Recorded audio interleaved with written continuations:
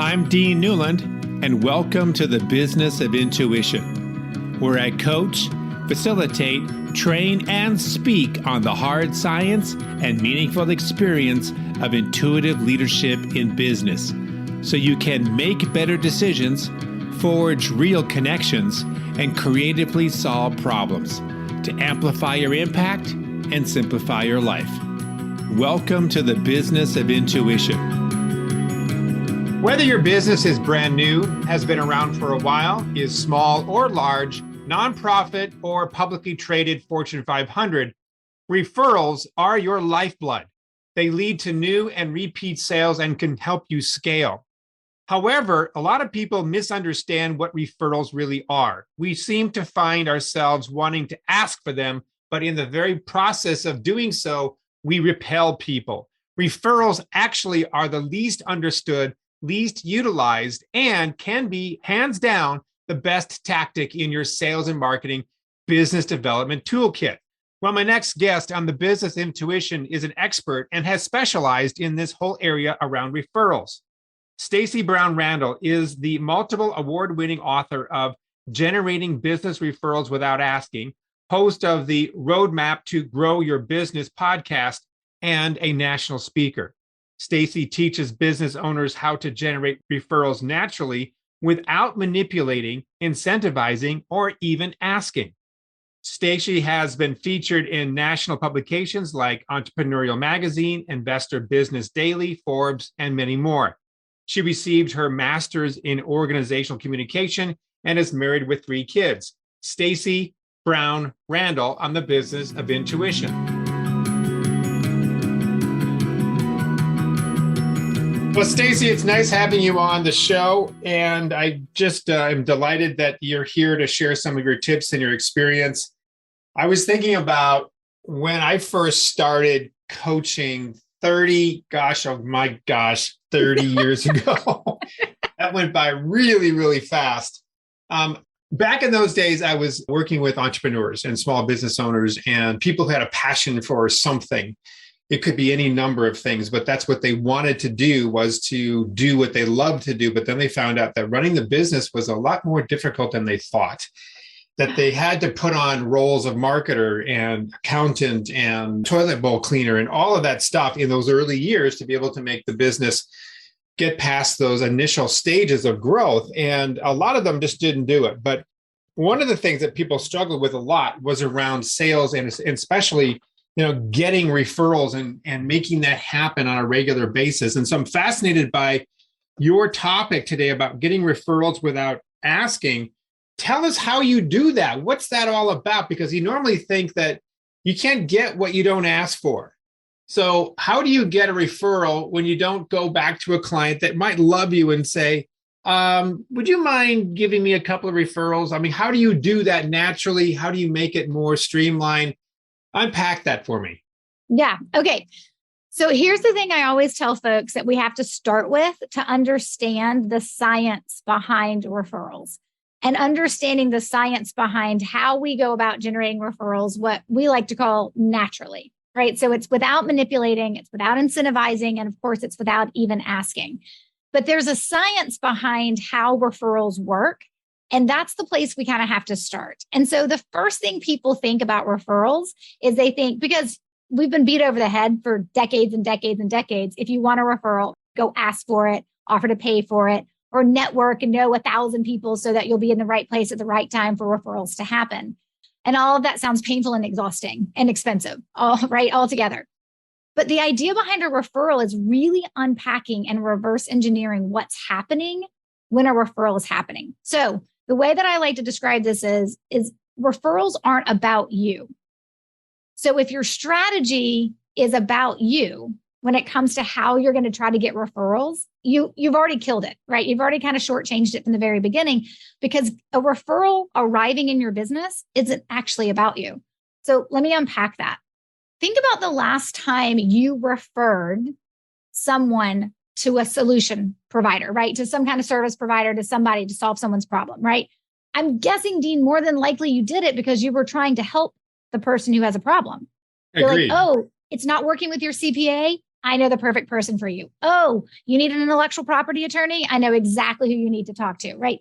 Referrals happen in the way that we want them to, where the person shows up and they're like, I'm a prospect. I've got a problem. I've been told you can solve it, right? When they show up like that, it's because they've been referred by someone who understands the problem that they have and has decided that you're the person to solve it. So if we're constantly asking people for referrals, we're not like helping them understand and have the relationship with them where they remember to refer us. The trigger becomes me constantly asking. And if that's off-putting to me, then I'm going to stop talking to you because if all you're ever doing is asking, I'm waiting for it and I know it's coming. So the idea behind the methodology that I teach really looks at the science behind what's triggering referrals to happen in the first place. And number one is it's not about you. It's about the referral source who knows someone who has a problem. And they're like, oh, I know how to be a hero. I know how to help you solve your problem. And I'm going to refer you to Dean because he can solve your problem for you. It's all about the referral source and them being the hero, not about you getting a new client. So right there, like before we even unpack the rest of the science, that first piece of it, of understanding this, is you got to flip how you even think about referrals to begin with. Let me ask you, maybe you can use me as a guinea pig. Okay. So true story. We're at this now for 30 years. We've never really done anything with referrals. We've never actively sought them out. We just have hired a marketing company and they've been working with us and they ask us all the time, how do you get business? And it's like 99.9% of the time we get business through referrals. We don't advertise. We are not asking for referrals. They just come to us. And we've been very fortunate, and grateful for that. What am I doing? What are we doing that has caused these referrals to organically happen? And maybe that's the first question. But again, the second question is if we wanted to scale that, maybe where it's a little bit more predictable, because this stuff happens without me knowing it. I get a phone call, a text, all of a sudden something happens, right? I'm not doing anything consciously that says these number of things that I do will create this sort of result. It's just sort of through relationships and helping people out, and it always comes back. But tell me what we're doing that seems to be working based on what your science is talking about. Yeah. So I don't know exactly everything you're doing, but you said two key words that kind of clues me in that what you're doing, obviously, because you're getting the results, is that it's working, is that you said relationships and helping people out. It's always about that. Yeah. Right. You would be surprised how much we know that. And then how actually little we execute on it when we get busy in the day-to-day busyness of running a business, right? When we're cleaning the toilets and trying to do the sales, right? And trying to do the bookkeeping, as you were talking about earlier. Right. And so what business owners need is a strategy that says, do this, and then you do this, and then you do this, and you say this, and you're doing it for these people, so that there's a better chance, let's be honest, there's a better chance of the execution actually happening. What I teach isn't rocket science, but it is a little bit of science mixed in with common sense and always being genuine and putting the heart of a relationship first and foremost. So when I think about okay, in the basic level, probably what you're doing is you're following into a few key areas when it comes to being able to generate referrals. Number one, you're probably saying thank you when somebody refers you. Yeah. Right.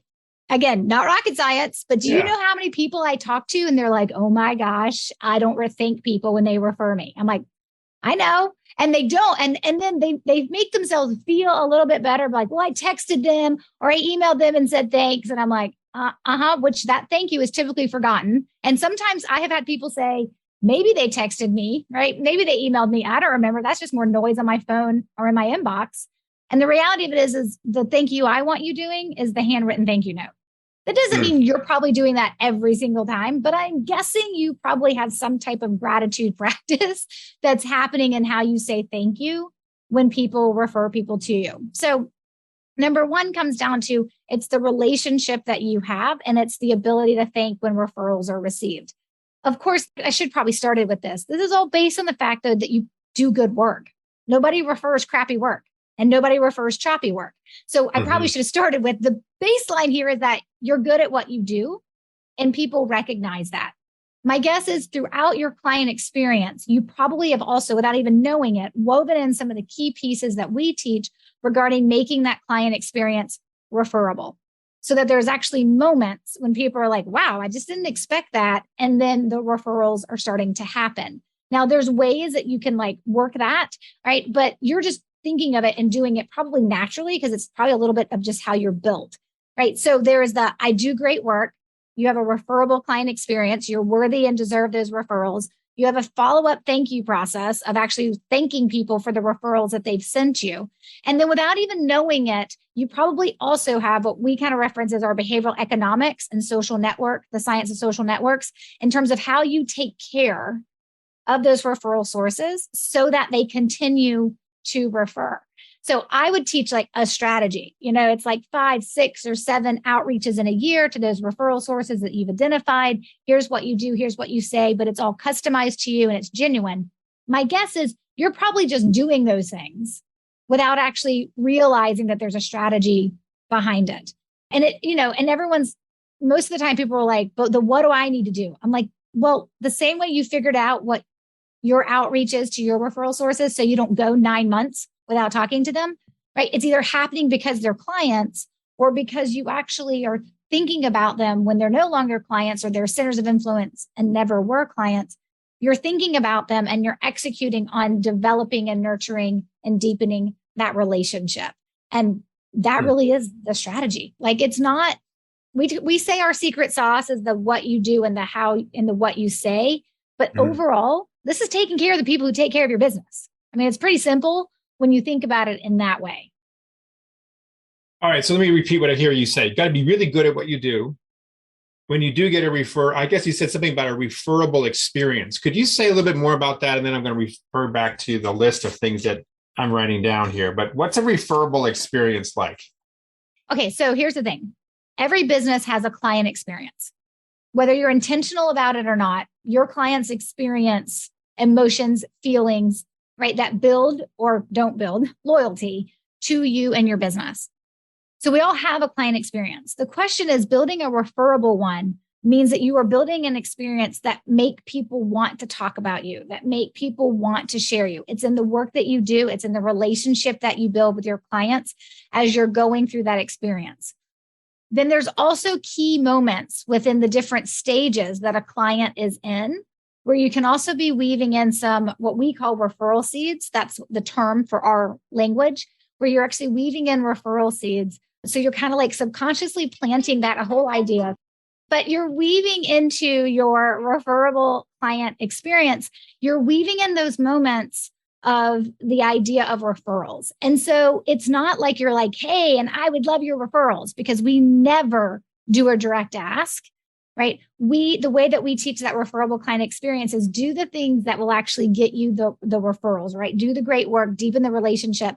But then there's usually moments within your client experience, right, when those conversations come up, and we teach how to pay attention to those moments. Like somebody who seems really well connected, right? What are the things that can happen that you can help nurture referrals from that person? And what does that conversation and that relationship start to look like? But it all starts from, we want the response from our clients. Wow, I just didn't expect that from my insert attorney, interior designer, financial advisor, marketing consultant, whatever it is. Like it's not average.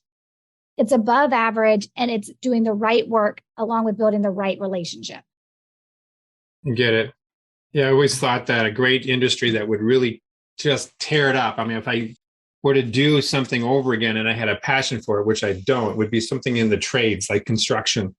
Like we just have so many experiences where we hire somebody to do some sort of remodel on our house and they don't show up. I'm like, God, if you could just get that experience down, I would refer everybody to you, but I can't because All right. So I like what you're saying. It sounds like there's a lot that kind of goes around just really being good at what you do, developing those relationships, not asking directly for the referral, handwritten notes as a thank you, or taking care of those referral sources even afterwards, and even knowing who they are. Because we've thought about that in our company, like who are our referral sources? Then you kind of go, oh yeah, we should probably do even more to support, that relationship. I think this is really good. What do you do when you're brand new in a business and you don't really have anybody that can be a referral source? You're sort of going on your grit, and every person is a potential owner of a book of business for you. I mean, how do you start off, if you are starting off, to build up this sort of network that becomes your referral sources? Yeah. So I always tell folks, in that first and second year of business, there is a lot of pounding the pavement, whatever pounding the pavement looks like for you, right? Whether it's networking, whether it's going to be ads, whatever it's going to be, there's going to be a lot of different things that you're going to be testing and trying to figure out what's going to bring in prospects to your business. I think all that is good. I mean, hopefully you're not doing like 15 things and you're running around like a crazy person. I definitely know those days, right? But the idea is I teach a strategy on how to develop potential referral sources. So these are the people that you wish would refer you. And in the very beginning, they're probably not clients because you probably don't have any clients. But for a lot of people, they are clients, but they're also centers of influence. And so I always tell folks, like when you're going into the 7th million cup of coffee that you have had that day with one more meeting, right? You have to decide. You have to go in with a prospecting mentality and being like, I want this person to hire me and become a client. Or you're going to go in with the mentality of, I want this person to just adore me and want to help me and wants to become a referral source for me. And the tactic that you take in either of those two meetings are vastly different, right? If you're having a conversation with a prospect or someone you think maybe has the potential, has the pain, right, to do business with you, you're going to have a whole sequence of different questions that you ask to figure out if they even need what you do, right? On the referral source side, you're not going to talk about you, which is the hardest thing for people to wrap their minds around. They're like, how can they refer me if they don't know what I do? I'm like, because they don't care yet what you do. No, right. So if they don't care yet what you do, they're never thinking of referring you. And so you have to, if you go into those networking meetings or those conversations and you're like, I really would love this person to refer me. They're in these four really big groups. They know everybody in town, or they're really well connected in this space, right, in the industry. I would love for them to refer me. Then go in and make it all about them. And that's actually the process that we teach. We teach this first conversation running 5 process that has a follow-up, keeping warm. And all the things that you're doing is about them, learning about them, understanding them, figuring out how you can help them. Because until you can actually impact how they feel about you and be like, wow, Dean's different. He actually cares. He actually follows up. He actually doesn't talk about himself and he lets me talk about myself, right? I mean, these aren't like necessarily conscious thoughts they're having, but they're running through their heads. Then they start paying attention more to you. Then they actually are interested in learning a little bit more about you.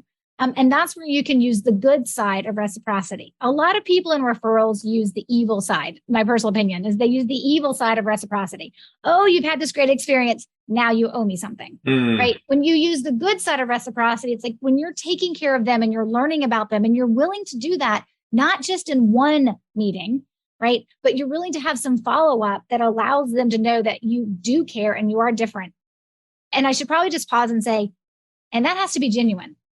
Like if you're faking this stuff, everybody knows it. And so you have to be willing to go slower to build up the referral part of your business when you're first getting started, if you don't have any referral sources. But the back end of that's going to be amazing because you'll have taken the time to build those relationships. But you've got to make it all about them. Because until you can impact how they feel about you, you certainly can't direct how they think about you. And so it wouldn't matter with any of the strategies that I teach if you don't actually have people who are like, yeah, now tell me again what it is that you do, right? And actually is open to the things that I would teach you to say from a referral perspective. But it all comes down to putting them first.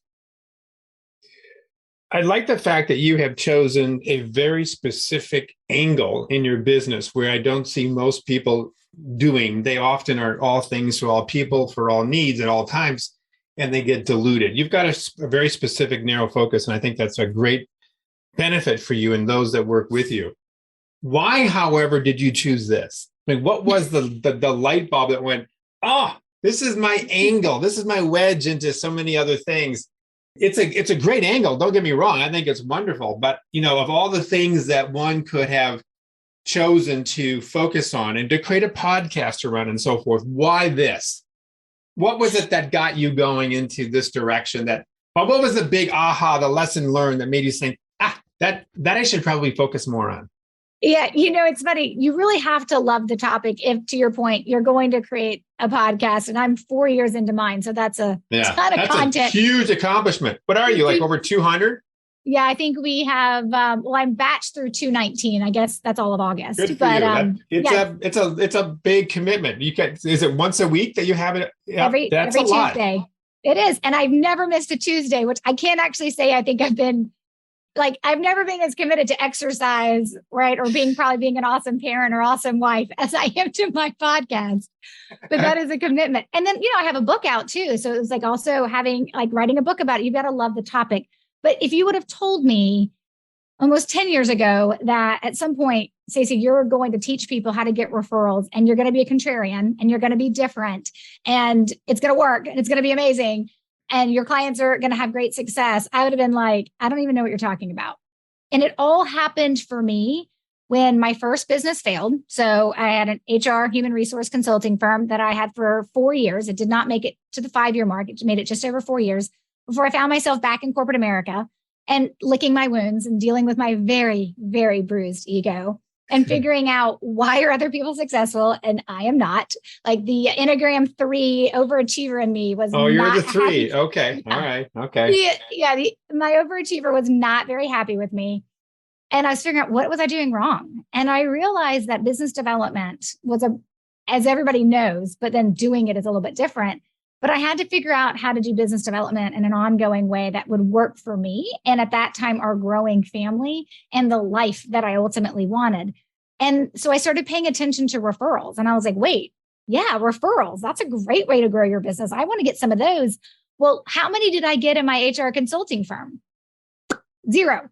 None. I went back and I looked at where my 4 years of clients came from. And it seemed to be being at the right place at the right time, which just means I was at all the places all the time, which is an exhausting way to build a business. And so I was like, okay, great. So obviously I know nothing about referrals because I didn't get any. I mean, the first referral my failed business got came 2 years after I'd already shut it down. And I was actually building this business that I'm in now. So it's pretty sad when you think about it. And so I started my second business after having to go to a stint in corporate America. I started my second business. And it was a productivity and business coaching practice. And it was on sheer necessity. I've got to figure out how to grow this business. I can't do it by being, president of all the different associations and constantly on committees and constantly networking and how many rubber chicken dinners can I eat at night or coffee meetings can I go to in the morning? I was like, I've got to figure out another way. Referrals sounds awesome. So like everybody else, I'm like, great, Google, tell me what I need to know about referrals. And then I'm hit with well, here's 25 ways to ask for a referral without looking desperate. And I'm like, if you need 25 ways to not look desperate, that's because you look desperate.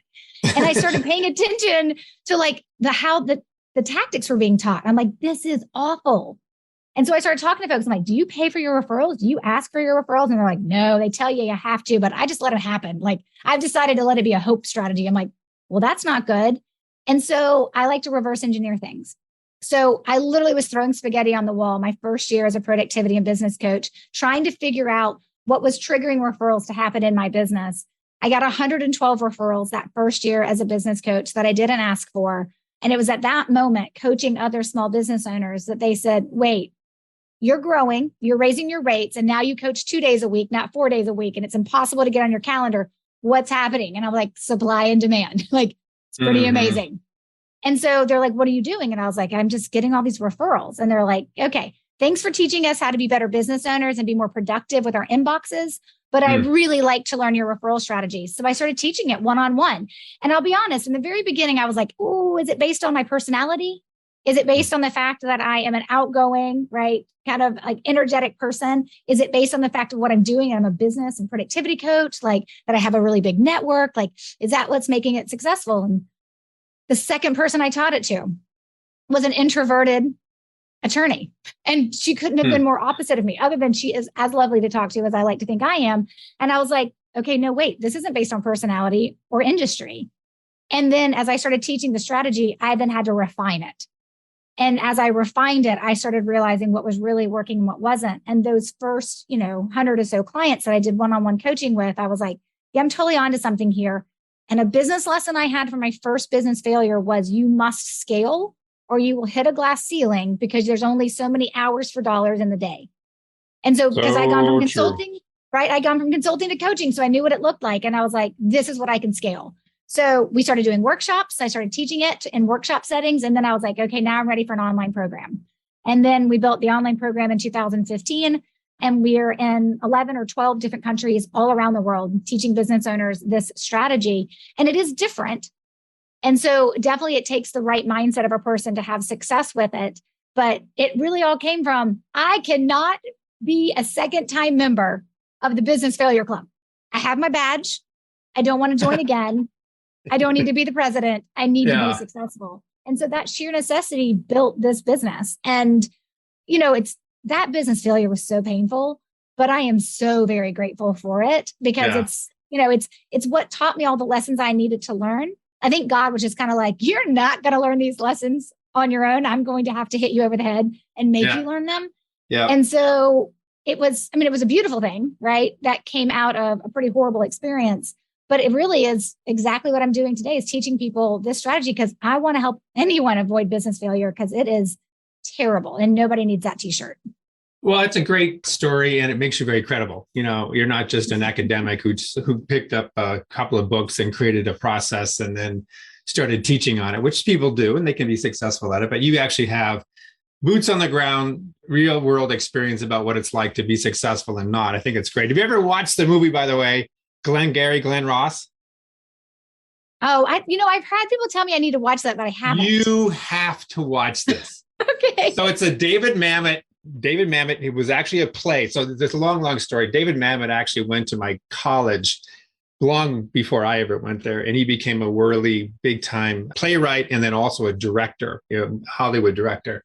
But Glenn Ross is classic. It's a classic sales movie. And it's all about getting the leads, getting the referrals, and you have to pay for them, right? And it's great writing and it's going to make you cringe. It's the old school, the worst paradigm. It's the opposite of what you're trying to do. And that's where you might find some contrast to be able to share with people in your training because it's great. You'll love it. Is that where Always Be Closing came from? Oh yeah. And I don't know whether it's, it's Jack Lemmon is in there. Yeah. Okay. It's some great stars. It's pathetic. It's wonderful. It's awful. It's gut wrenching, but it's good writing. You'll love it or hate it. I don't know. I can't wait to check it out. Yeah, you got to check it out. So Stacey, great stuff. So how can people follow you? You mentioned this online course. Just as we sort of close off here, what can we do to sort of learn more about what you're doing and will be doing?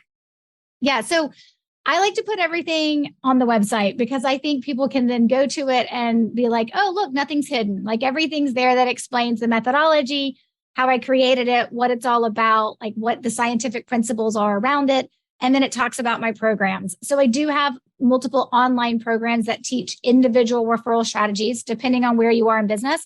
But some people are like, yeah, but I want to work with you. So I have a group coaching experience called Building a Referable Business as well. So there's something for everyone, something for every budget, but it's at StaceyBrownRandall.com. And if you don't land there, you probably spelled Stacey wrong.